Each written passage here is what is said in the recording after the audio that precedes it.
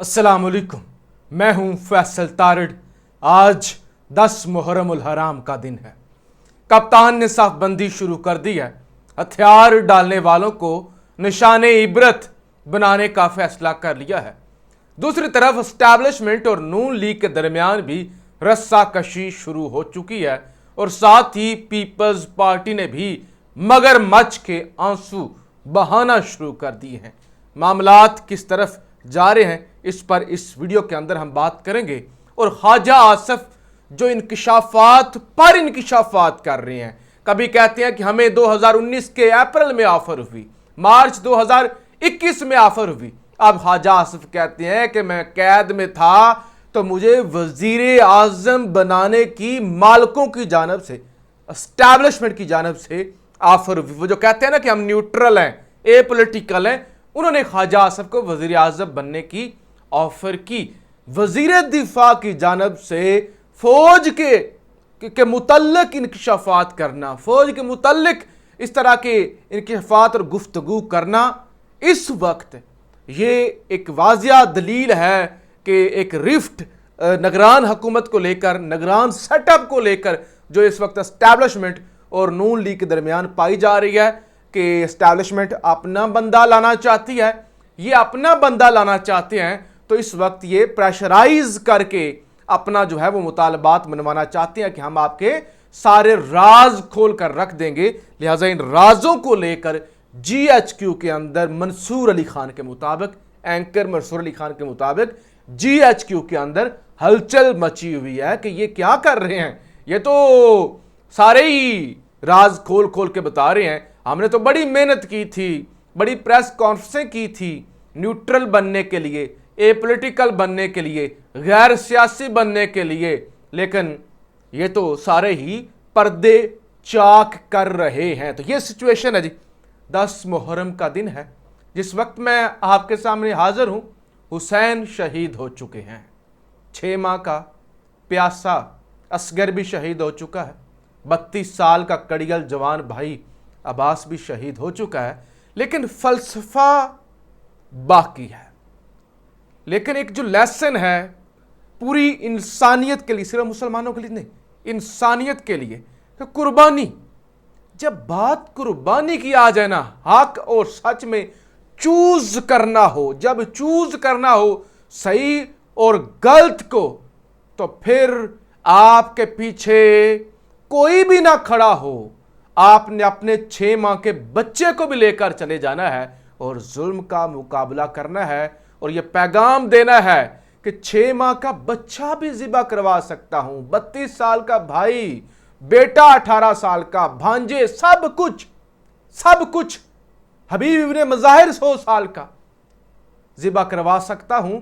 लेकिन किसी यजीद के सामने झुक नहीं सकता। और फिर यजीद, बहुत सारे लोग जो समझते हैं कि वो बड़ा इस चीज को समझ नहीं सकते कि यजीद का ताल्लुक कोई हिंदुस्तान से नहीं था, कोई दूसरे मुल्क का यजीद नहीं था। वो जो फौज थी वो इस्लामी फौज थी, यानी अपने थे। यजीद हमेशा अपने ही होते हैं, ये याद रखिएगा। कोई मोदी यजीद नहीं बन सकता, यजीद हमेशा अपने ही होते हैं। जरा तारीख उठाकर देखिए, करबला के अंदर यजीदी फौज के अंदर एक सिंगल हिंदू नहीं था, एक सिंगल भी क्रिश्चियन नहीं था, एक सिंगल भी यहूदी नहीं था। ला इलाहा इल्लल्लाह पढ़ने वाले मुसलमान थे, हाफिज़े कुरान थे और बड़े बड़े आलिम थे, कुरान के हाफिज भी थे। शिमर का कहते हैं कि उस वक्त फतवा, एक बड़ा मुस्तनद फतवा चलता था कि शिमर की जो है क्रेडिबिलिटी है, इतना इस्लाम का नॉलेज था शिमर के पास, और ये सारे आलम और बड़े बड़े थे। और अपने, मैंने कहा ना, कोई हिंदू होता, कोई यहूदी होता, कहते कि वो यहूदी, इस्लाम दुश्मन कोई नहीं था। मुसलमान थे, नमाजी थे। हुसैन को शहीद करने वाले नमाजी थे। आपने सुना होगा, कहते हैं वो जल्दी से शहीद करो, काम खत्म करो, फिर जुम्मे की नमाज भी पढ़नी है। तो नमाजें पढ़ने वाले, कुरान की तलावतें करने वाले सारे के सारे मुसलमान। तो इसीलिए मैंने कहा ना कि ये सबसे मुश्किल जंग है जो हुसैन की है कि अगर हक पर, अगर राय हक पर कोई अपना यजीद, मुसलमान यजीद भी जो है, यजीद एक कैफियत का नाम हो, जैसे कहते हैं ना कूफा एक जगह एक शहर का नाम नहीं है, कूफा एक कैफियत का नाम है कि हर वो जो जुल्म के खिलाफ डटते नहीं, डर जाते हैं, मसलत का शिकार हो जाते हैं, वही कूफी हैं। और हर वो शख्स जो मां बहन बेटी का हया नहीं करता, जो किसी जो जो जो, जो जालिम है, वही यजीद है।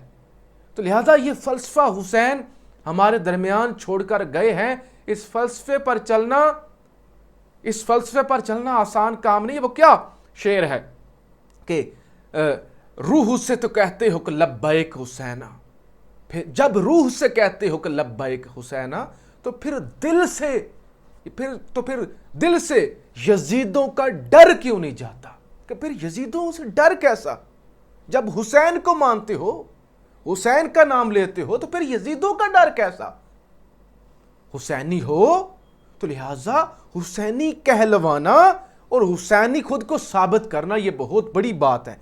लिहाजा इस फलसफे पर इस वक्त पाकिस्तान की यही सूरत हाल बनी हुई है। खैर, खान ने जी अपने ही लोगों के खिलाफ ऑपरेशन करना शुरू कर दिया और अपने लोगों के खिलाफ ही साफबंदी जो खान ने है वो शुरू कर दी है कि अपने लोग जिन्होंने हथियार डाले, महमूद खान जिसको इज्जत से नवाजा, जिसको हुकूमत दी, जिसको वजीर आला बनाया, जिसको कोई भी नहीं जानता था, वो भी छोड़ के चला गया, उसको भी पार्टी से निकाल दिया है। और तमाम वो लोग जो परवेज खटक की पार्टी में गए हैं उनको पार्टी से निकाल दिया। और साथ ही साथ ये जो मिलिट्री एक्ट के अंदर तरामीम हुई हैं, इसको लेकर जो है वो 15 सेनेट के अंदर पीटीआई के सेनेटर मौजूद थे। 15 सेनेटर, किसी एक ने भी मुखालफत नहीं की। पीपल्स पार्टी के एक आधे ने मुखालफत की, लेकिन पीटीआई के अपोजिशन सेनेट के अंदर 15 सेनेटर मौजूद थे जब यह कानून साजी हुई, किसी ने मुखालफत नहीं की। तो लिहाजा इस पर भी खान ने कमेटी बना दी है कि जरा चेक करें ना, जरा बताएं ये कौन है, ये कौन है जो इतने डरे हुए थे। तो शिबली फराज की ड्यूटी लगा दिया। तो लिहाजा ये चीज जाहिर करती है कि खान जो है वो जीरो टॉलरेंस, अपने लोग भी गलती करेंगे, बेशक जमात मुश्किल में आ जाए, उनका भी मुहासबा होगा। और खान किसी भी कंप्रोमाइज के लिए तैयार नहीं है। तो लिहाजा ये सेनेटरों के भी खान ने चारों तबक रोशन करने का फैसला कर लिया है।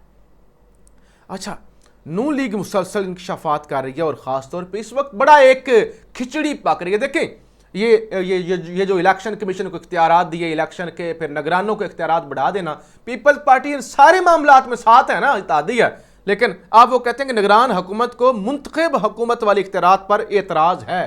तर्जमान पीपीपी फैसल करीम कुंडी कहते हैं कि हमें एतराज़ है, तो एतराज़ है तो उसको पास ना होने देते।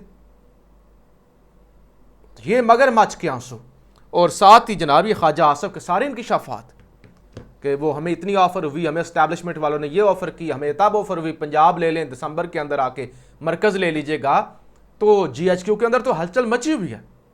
वो जो मैंने शुरू में बात की कि ये अपना निगरान लाना चाहते हैं, और बड़ी बड़ी बारीक बात समझिएगा। बहुत सारे लोग कहेंगे कि अगर पीपल्स पार्टी और नून लीग डट जाए तो फिर वो अपना निगरान वजीर आजम ला सकते हैं, एस्टैब्लिशमेंट की मर्जी का नहीं आ सकता। एक चीज आप नहीं समझ रहे, निगरान वजीर आजम कौन लाता है?